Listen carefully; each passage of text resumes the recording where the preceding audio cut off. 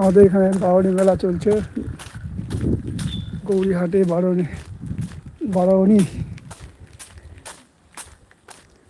মেলা। সেই মেলাতে আমাদের স্টল দেওয়া আছে নববর্ষ।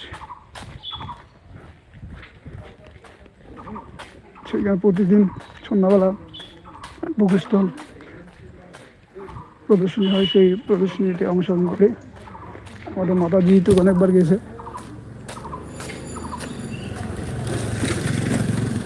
তো আজকে এই ভাইজি কথা হলো, ওই ভাইজি যাবে।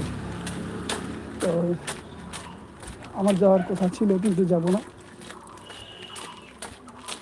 গেলে পরে আপনাদের লাইভ ভিডিও দেখাতাম মেলার।